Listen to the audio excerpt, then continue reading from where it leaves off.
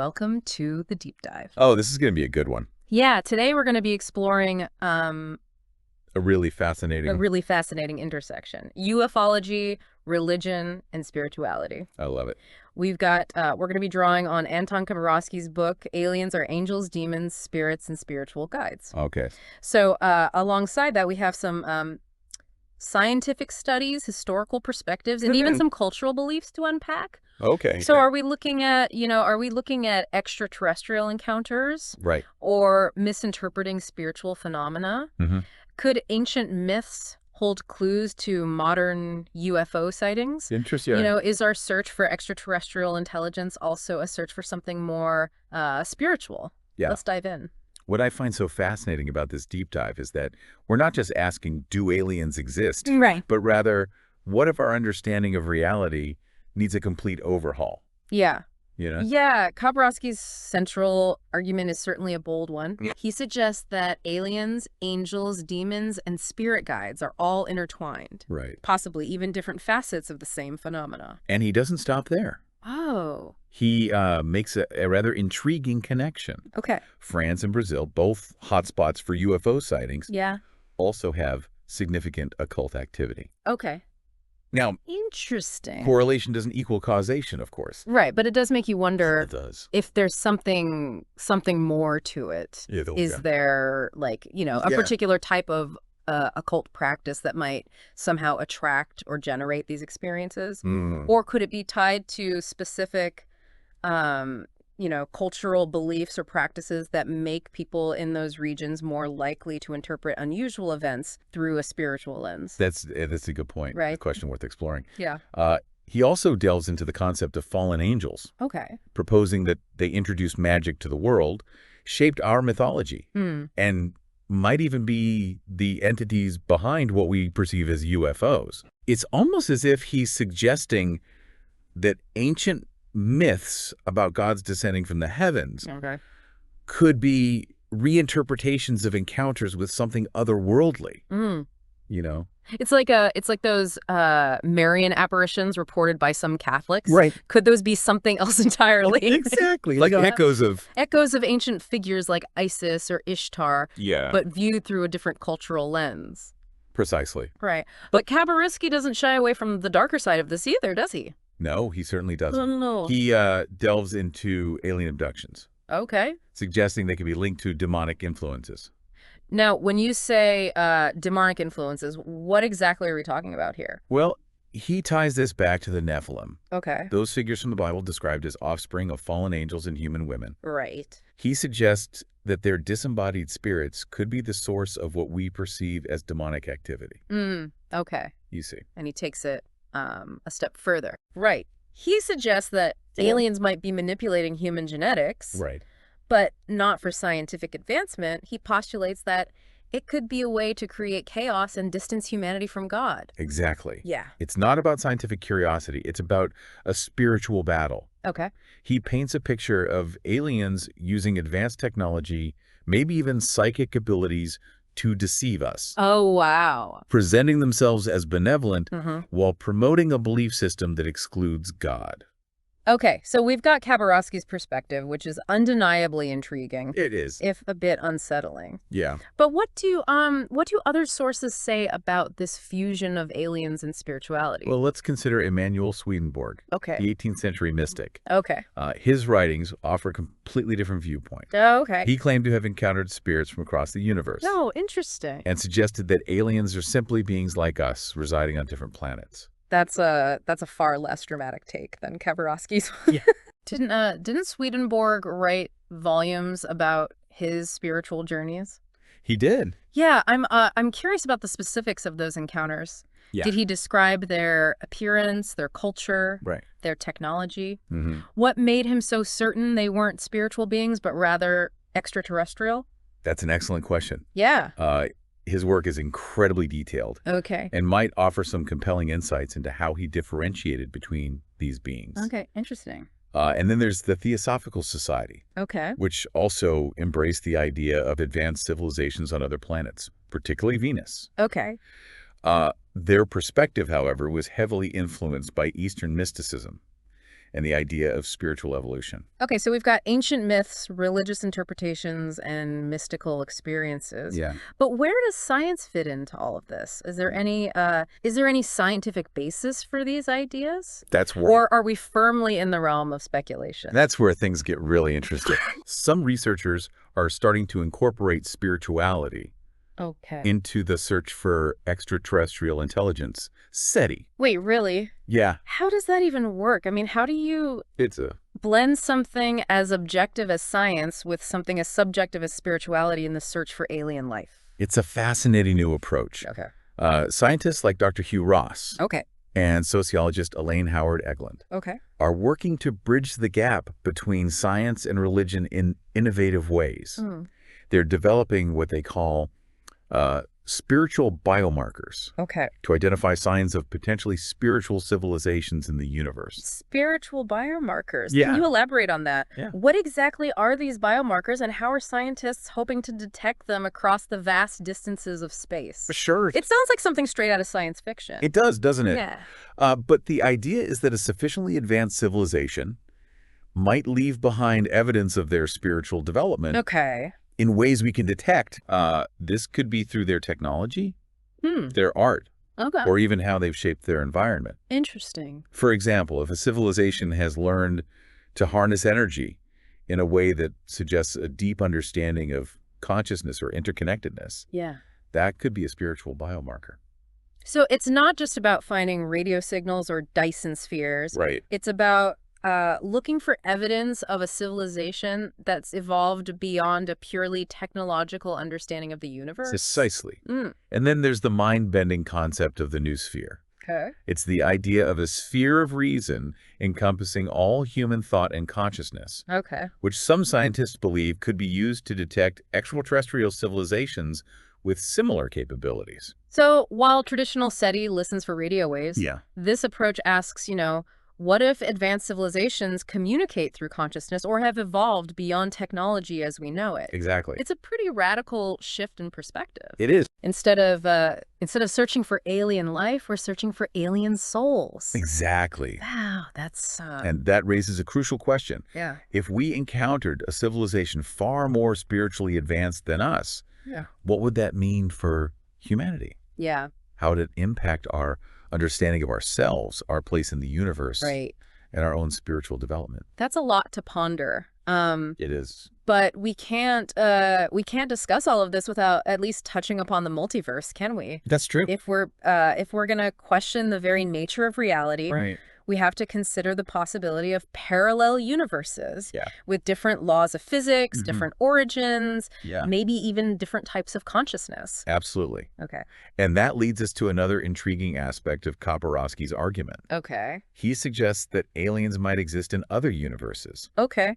with varying amounts of dark energy, Wow. that enigmatic force driving the expansion of the universe. He's proposing that maybe we haven't found definitive proof of aliens Right. because we're looking in the wrong dimension. That's a pretty wild idea.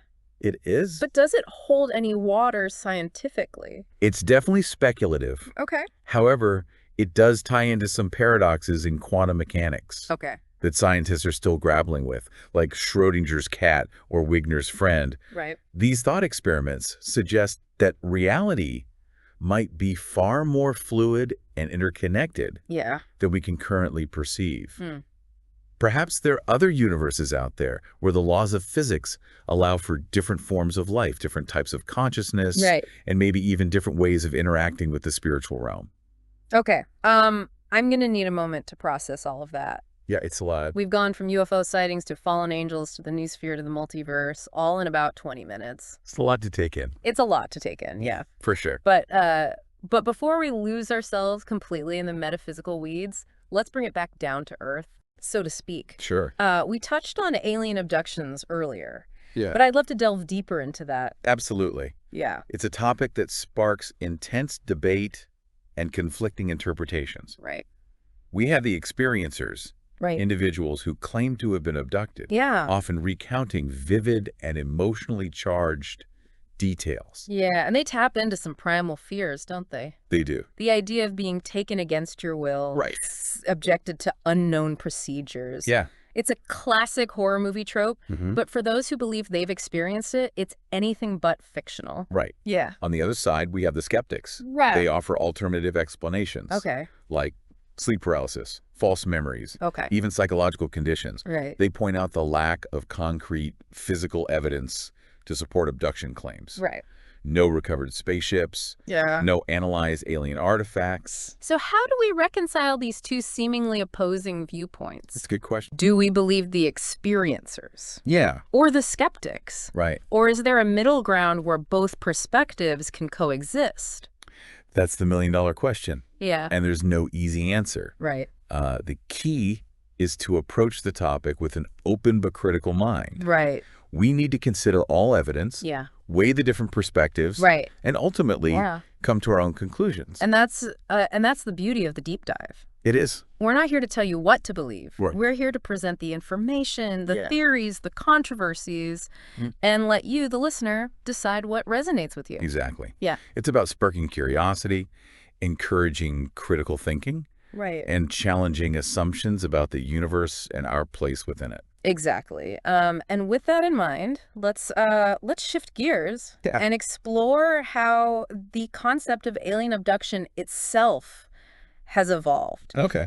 Early accounts often reflected Cold War paranoia, with aliens depicted as hostile invaders. It's fascinating how cultural anxieties get projected onto the unknown. Right. Those early abduction stories often positioned aliens as stand-ins for the Soviets, embodying our fear of the other. Exactly. But as time went on, abduction narratives became more complex. They did. Aliens weren't always menacing. Right. Sometimes they were benevolent, even spiritual. Yeah. Conducting experiments for humanity's betterment or issuing warnings about environmental destruction. It seems our perception of aliens constantly shifts, mirroring our evolving understanding of ourselves and the universe. Yeah, so are we essentially creating our own versions of aliens based on our current fears, hopes, and beliefs? Yeah. Is it more about us than it is about them? That's certainly a possibility. Yeah. And it ties into the psychological aspects of alien abduction. Okay. Kabaroski suggests that some people might be more susceptible to these experiences. That makes sense. You know, If our perceptions and beliefs can influence our reality, then perhaps some individuals are more prone to interpreting certain experiences through an alien lens. right. Even if there's a more mundane explanation. And there's a whole body of research looking into this. Oh, okay. Some studies suggest that people who report alien abductions might share specific personality traits, Right. such as a proclivity for fantasy or heightened suggestibility. Okay. But remember, the human brain is incredibly powerful. Right. It can create vivid and realistic experiences Yeah. even without external stimuli. Like dreams or hallucinations. Right. They're real to the person experiencing them, even if they're not based in objective reality. Exactly. Yeah, and that's where things get even more intriguing. It is. If we entertain the possibility that consciousness can influence reality, the line between the physical and spiritual, the material and immaterial, blurs significantly. Right. Yeah, we're almost back to that concept of the noosphere, aren't we? The idea that consciousness is interconnected, that perhaps our thoughts and beliefs can somehow influence the world around us. Right.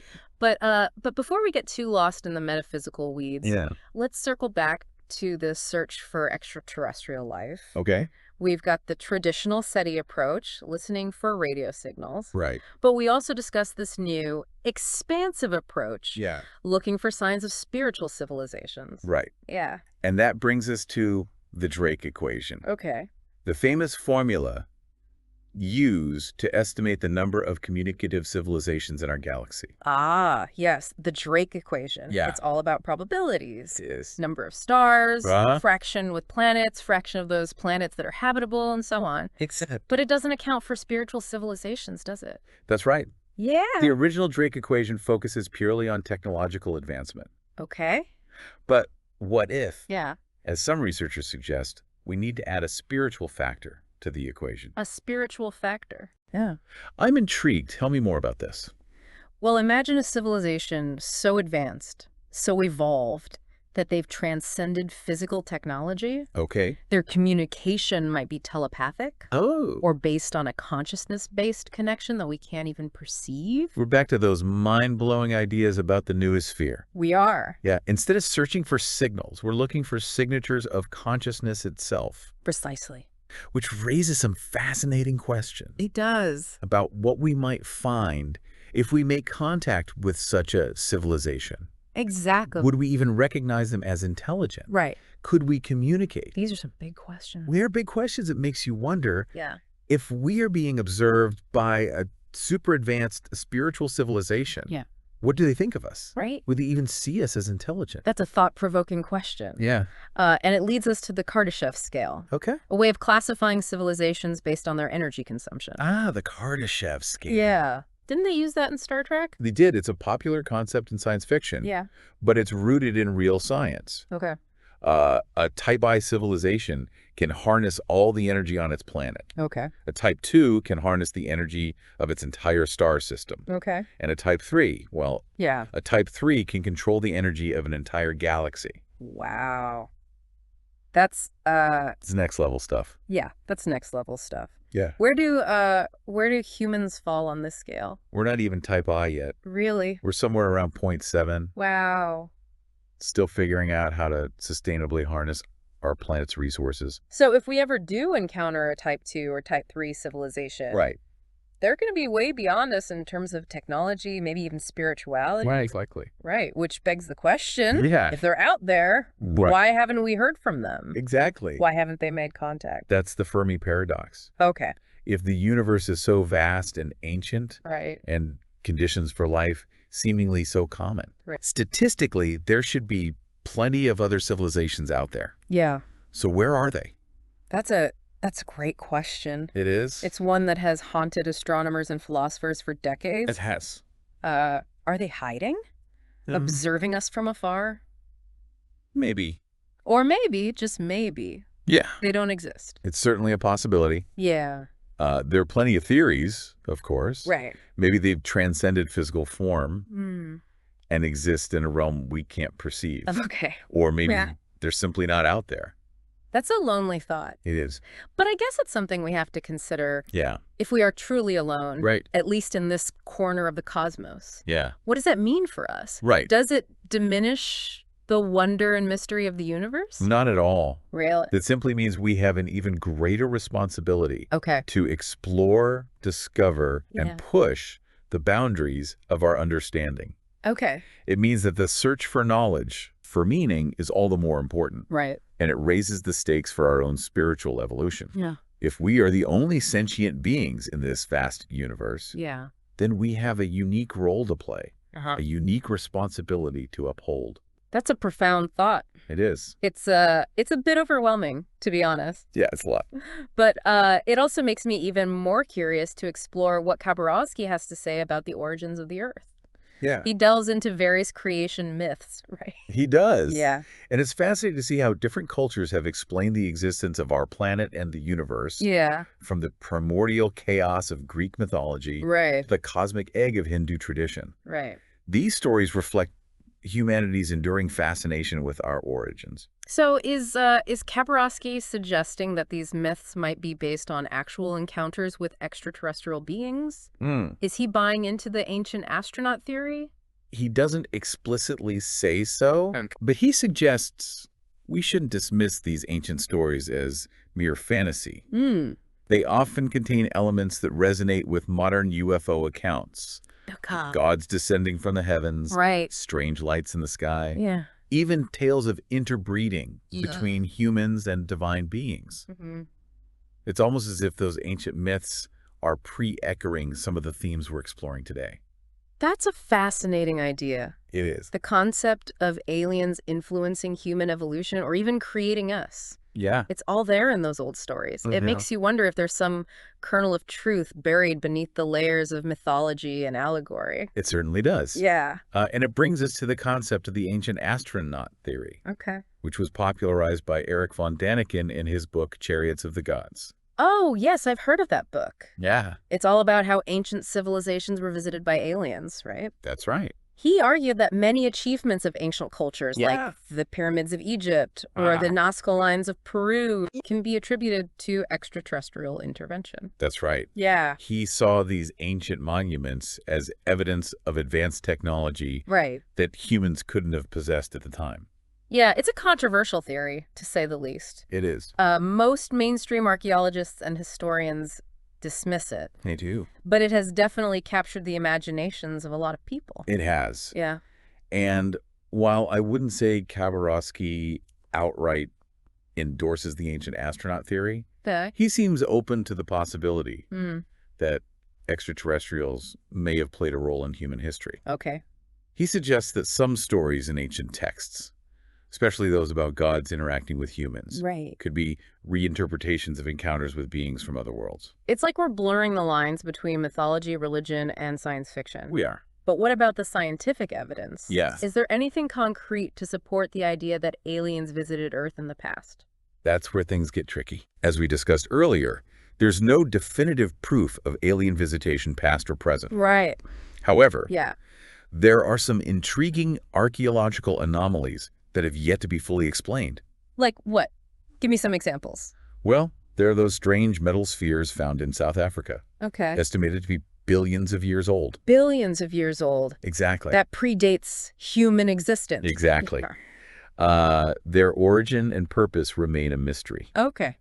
Then you have ancient rock carvings in places like Peru and Bolivia. Okay. Depicting humanoid figures with elongated skulls and strange almond-shaped eyes. Some interpret these as evidence of ancient encounters with extraterrestrials. It's like we're piecing together a cosmic puzzle with ancient myths, modern UFO accounts, and unexplained archaeological finds, all hinting at something beyond our current understanding. Precisely. And that's what makes this exploration so captivating. Right. We're venturing into the unknown, challenging our assumptions. And considering the possibility that the universe might be far stranger and more wondrous than we can currently imagine. And speaking of strange and wondrous, what about those stories about Bigfoot or Sasquatch? Does Kabaroski connect these cryptids to the alien phenomenon? He doesn't make a direct connection. Okay. But he acknowledges the enduring fascination with these mysterious creatures. Right. And it's interesting that some cryptozoologists, those who study hidden or unknown animals, believe that Bigfoot and other cryptids might be interdimensional beings, capable of shifting between realities. Wait, interdimensional beings? Yeah. Not just from another planet, but another dimension altogether. That's the theory. Wow. It's a mind-bending concept. It is. But it could explain why these creatures seem to appear and disappear so easily. Right. Often leaving behind only fleeting glimpses and footprints. Okay, now we're really getting into fringe territory. We are. But that's what makes this deep dive so fun. It is. We're exploring the full spectrum of possibilities. Right. From the scientifically plausible to the wildly speculative. Exactly. Right. And that's why it's so important to maintain an open mind. Yeah. We need to be willing to consider all the evidence. Yeah. Even if it challenges our current understanding of the world.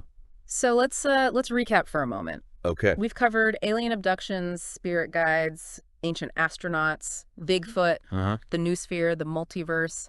It's a lot. It's a lot to process. It is. But ultimately, it all boils down to this.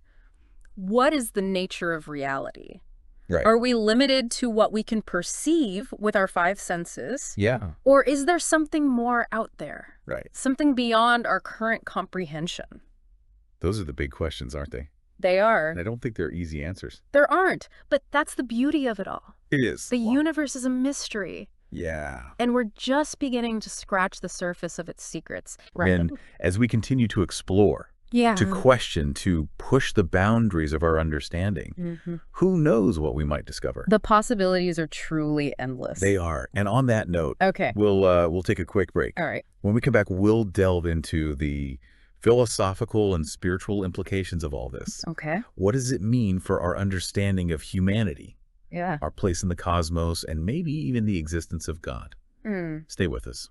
Sounds good. Welcome back to the Deep Dive. Yeah. Before the break, we were just talking about alien abduction narratives and how they've changed over time, and the psychological factors that might be at play. Right. How they kind of reflect our own cultural anxieties. Yeah, it's fascinating how these stories have shifted from like hostile invaders to benevolent beings, you know? And we were just starting to touch on the possibility that consciousness itself could influence reality. Yeah, that's a big one. Yeah, blurring the lines between the physical and the spiritual realms. Right. That's a pretty heady concept. It is. But let's explore that a bit further. Okay. If our thoughts and beliefs can shape our experiences, could that explain some of the more unusual phenomena associated with alien encounters? Well, it's certainly a possibility worth considering. Yeah. Quantum physics, for example, Okay. suggests that observation itself can influence the behavior of subatomic particles. Okay. So if consciousness is somehow entangled with the fabric of reality, then maybe our beliefs and expectations could play a role in shaping those experiences. That's a pretty mind-blowing idea. It is, yeah. It suggests that we're not just passive observers of the universe, right, but active participants in creating our own reality. Exactly. Wow. And that raises some fascinating questions. Yeah, what are the... If our consciousness can influence reality, right, then what are the limits of that influence? Okay. Could we, through our collective beliefs and intentions, actually attract or even manifest certain types of experiences, including encounters with otherworldly beings? Now we're venturing into some pretty esoteric territory. We are, yeah. But it's definitely thought-provoking. It is. And it ties into some of the concepts we discussed earlier, like the noosphere and the potential for consciousness-based communication. Exactly, yeah. Yeah, it does. It makes you wonder if some of the reported alien encounters, especially those with a more spiritual or mystical bent, might be manifestations of our own collective consciousness. It's possible. Right. Yeah. Our yearning for connection, our search for meaning in the vastness of the universe. It's almost as if we're reaching out into the cosmos with our minds. Right. And something is reaching back. Right. Okay. Let's shift gears a bit. Okay. And delve into a topic that's often associated with the alien phenomenon. Yeah. Government cover-ups. And conspiracies. Right. Kabaroski touches on this, right? It does. Yeah. He suggests that governments around the world might be aware of extraterrestrial activity, but are keeping it a secret from the public. Right. He believes this is being done to avoid panic and maintain control.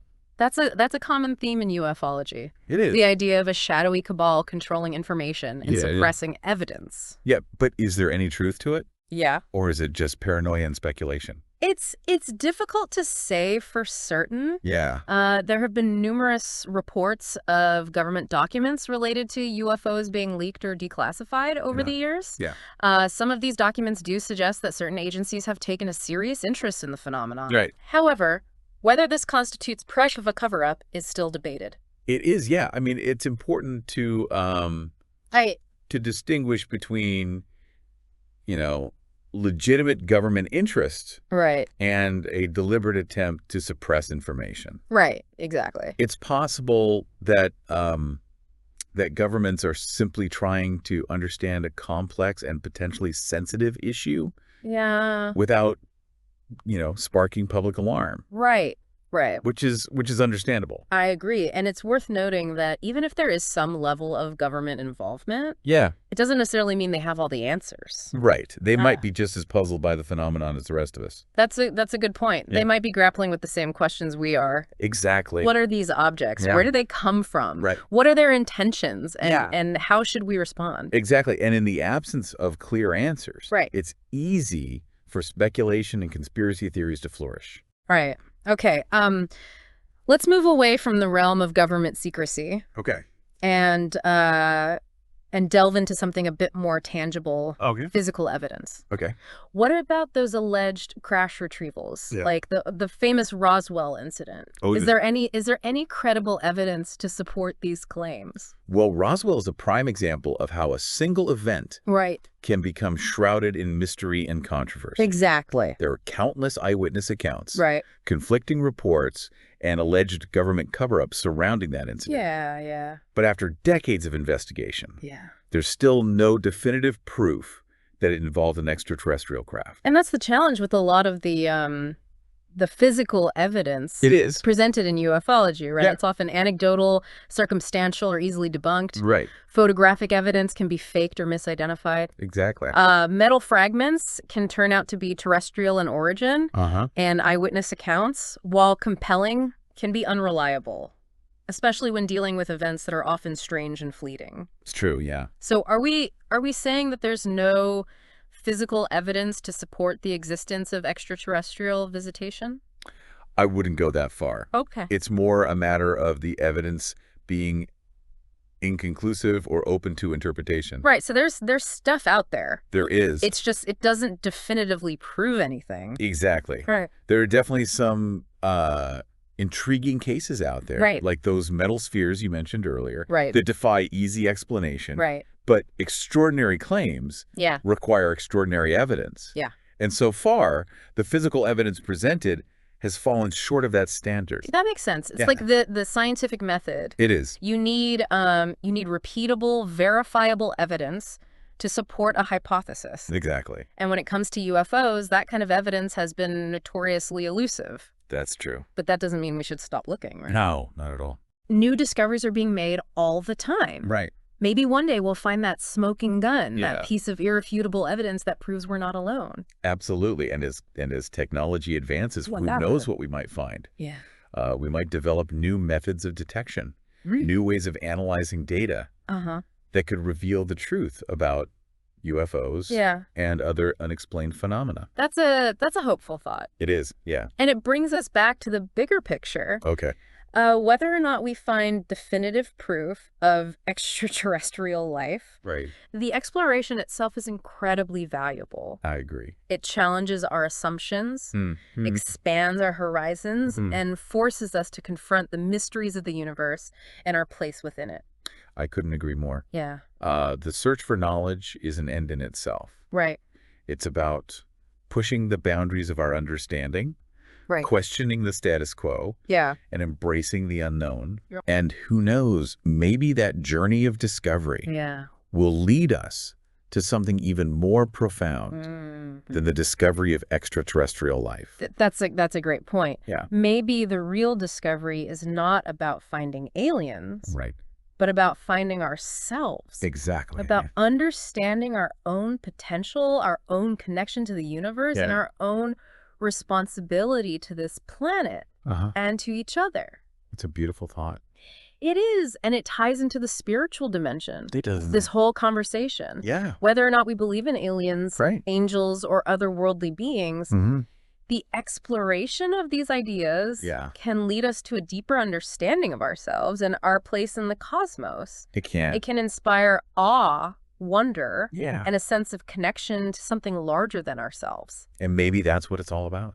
Yeah. Maybe the search for extraterrestrial intelligence Right. is ultimately a search for spiritual meaning, a quest for connection to something beyond our everyday experience. Yeah. Maybe it's about recognizing that we're not just isolated individuals on a lonely planet, Right. but part of something vast, interconnected, and ultimately mysterious. And that brings us to a question that's been lurking beneath the surface of this entire conversation. Right. What does it all mean for our understanding of God? That's a big one. That's a big one. Yeah. And I'm not sure there's a simple answer. No. Kabaroski seems to view the alien phenomenon through a very specific religious lens, framing it as part of a spiritual battle between good and evil. But what about those who don't share his beliefs? How does the possibility of extraterrestrial life or even interdimensional beings impact the concept of God? That's a question that has challenged theologians and philosophers for centuries. It has. Yeah. If we're not alone in the universe, does that diminish the role of God? Or does it expand our understanding of creation? These are tough questions. They are tough questions. And I'm not sure I have an answer to that. But I do think it's important to approach these questions with an open mind and a willingness to consider different perspectives. Of course. Maybe the discovery of extraterrestrial life wouldn't challenge our faith, but rather deepen it. I think that's a beautiful way to put it. Yeah. Maybe it would force us to expand our definition of God, Right. to see the divine, not just in ourselves, Right. but in the vastness and diversity of the universe. Yeah. Maybe it would help us to appreciate the interconnectedness of all things, the intricate web of life that stretches across the cosmos. And maybe it would inspire us to live more compassionately, more responsibly, and more in harmony with the universe and with each other. I couldn't agree more. Yeah. Ultimately, I think the search for extraterrestrial life and the exploration of the spiritual implications of that search is about more than just finding answers. Okay. It's about asking the right questions. Right. About expanding our consciousness and about embracing the mystery and wonder of existence. That's it. That's a great way to sum it up. Yeah. The journey is just as important as the destination. It is. And sometimes the most profound discoveries are the ones we make about ourselves along the way. Exactly. And on that note, I think it's time we shift our focus to the philosophical and ethical implications of extraterrestrial contact. Okay. If we were to encounter a civilization far more advanced than our own, what challenges might we face? Right. How would it impact our values, our beliefs, and our understanding of our place in the universe? Those are some heavy questions. They are. And I think they're essential to consider. Yeah. We can't just focus on the scientific and technological aspects of extraterrestrial life. We need to grapple with the ethical and philosophical dimensions as well. I agree, and that's what we'll be exploring in the final part of our deep dive. So stay tuned. Yes. Because we're about to venture into some uncharted territory. They are. But before we do, let's take a quick break to gather our thoughts and prepare for the next leg of our journey. Sounds good. We'll be right back. Welcome back to the deep dive. We've been on quite a journey exploring the intersection of ufology, spirituality, and the search for extraterrestrial intelligence. Yeah, it's been a fascinating discussion. It has.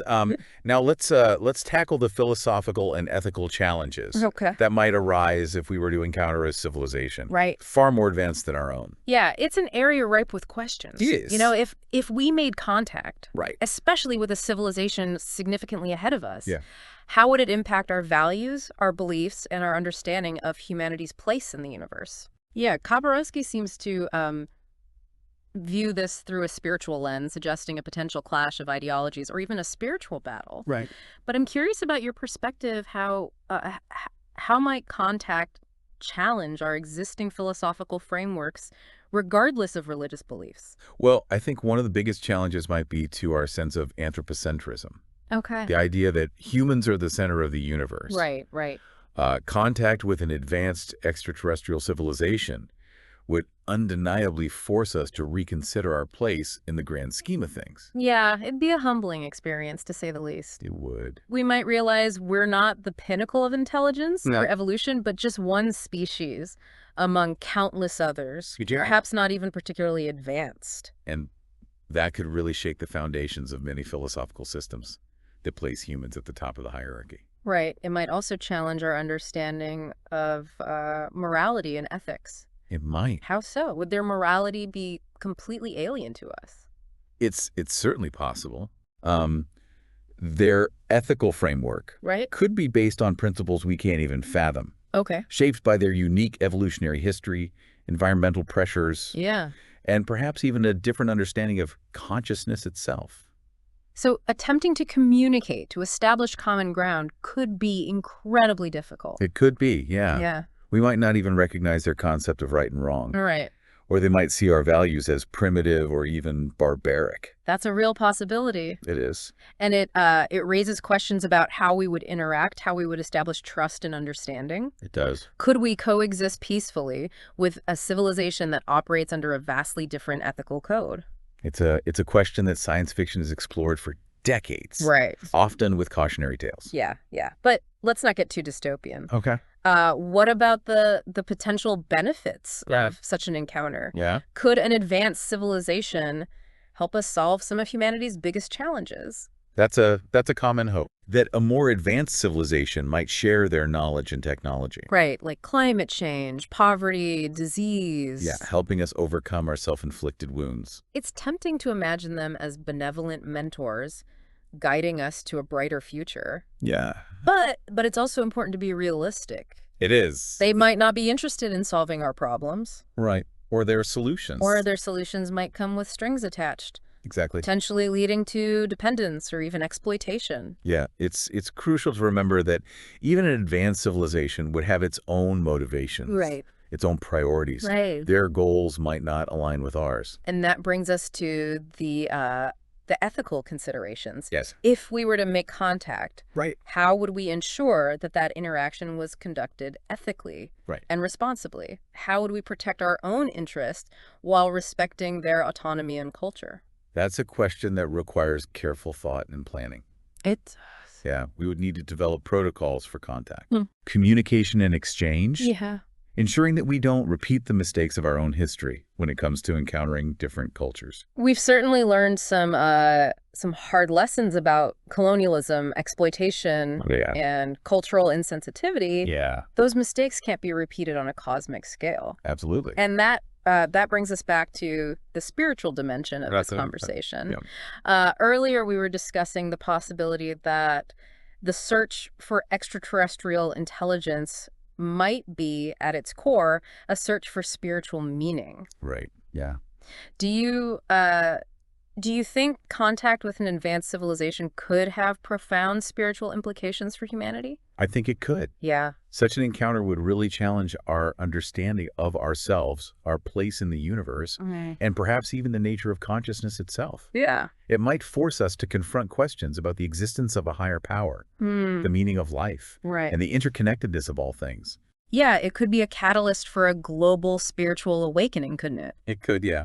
Imagine the collective awe and wonder if we were to confirm that we're not alone, that there are other intelligent beings out there, perhaps even more spiritually evolved than we are. It would be an incredibly transformative experience. It would. Yeah, it could lead to a reassessment of our values. Right. A shift away from materialism and toward a greater appreciation for the beauty, mystery, and interconnectedness of the cosmos. It's a beautiful vision. It is. But also a daunting one.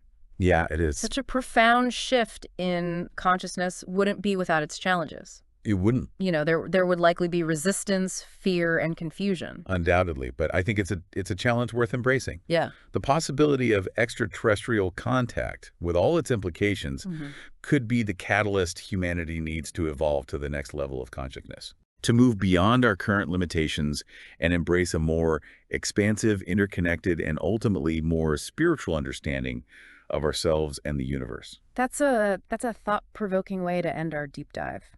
Yeah, I think it is. I think we've covered an incredible amount of ground today. We have. From the scientific evidence for extraterrestrial life to the philosophical and spiritual implications of contact. It's been a fascinating journey. It has. And while we may not have definitive answers to the many questions we've explored, I think we've gained a deeper appreciation for the mystery, wonder, and infinite possibilities of the universe. And that's what the deep dive is all about. Exploring the unknown, challenging our assumptions, and expanding our understanding of ourselves and the world around us. Couldn't have said it better myself. Thanks for joining us on this incredible adventure.